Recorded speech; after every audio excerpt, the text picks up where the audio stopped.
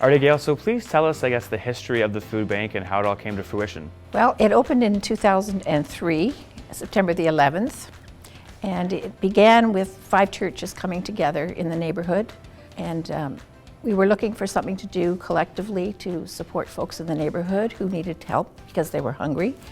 And this church, Birch Cliff Bluffs, had space, and so we elected to work with Daily Bread and eventually Second Harvest and open the food bank here. So how many families do you guys generally help on the average week? Well, when we opened up, we served 24 families the first day and fed 42 people. But one day in January this year, we served 397 families, and that would represent over 600 people fed. We began as a food bank initially, and then we broadened our scope of support to include a free income tax service once we realized that a lot of the folks weren't getting their child tax credit. So it's not just a one-stop shop just around food, it's about many other things in people's lives that need tending to. Right, it's really become a social place for folks to come, and they can sit and feel safe and chat and talk, and sometimes talk to us about issues they have, and we can refer them to other agencies as well. The other thing we have on Thursdays is the Birch Cliff Boutique, which sells gently used clothing, and folks can shop on Thursdays who are clients when the food bank is open and get things at very reasonable prices. Why do you think the food bank is such a necessity in this area specifically? Over the years, we've noticed a change in the neighborhood. When Regent Park was established, or disestablished really, when they tore it down, folks moved out into Scarborough.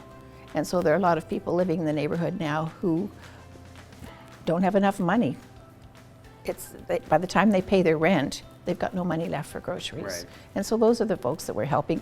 Sometimes it's folks who may be suddenly without a job, or they may be refugees who've come up from the States. Even Mexican folks who were living in the States a few years ago realized they had to get out of the States, and they moved up in their cars and that went with their families, and that's all they had. If people were looking to help out and support the food bank, what's the best avenue or route for them to be able to do that? Well, they can connect with us through our website, Bluffs Food Bank. You can donate financially with the donate button, and that's through Chimp online, or you can also donate with our name, Churches by the Bluffs Food Bank, through Canada Helps. If you want to volunteer, you can fill out the volunteer application that's on our website. If you let us know your skill set, we can look to see if there's a match. I know you mentioned before something about the item of the month. Can you tell us a bit more about that? Well, we look to see what we're most in need of on the shelves, and right now, actually, it's tomato sauce and pasta sauce. Last month, it was canned meat and fish, and the month before, we asked for women's sanitary products. So it varies month to month, depending on what we need. If families or individuals are in need of the services you guys offer, how do they go about getting in touch with you and being able to utilize your services? They don't really need to get in touch with us ahead of time. We're open on Thursdays to serve folks from 1 to 3:30 and from 6 to 7 o'clock.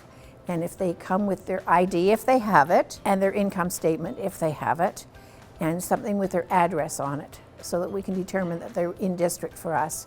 Our boundaries are Victoria Park to Midland and St. Clair south to the lake. Well, Gail, thanks so much again for having us into the food bank today and explaining more about what it is you guys do here. Thank you. It's been a pleasure to speak with you today. Thank you.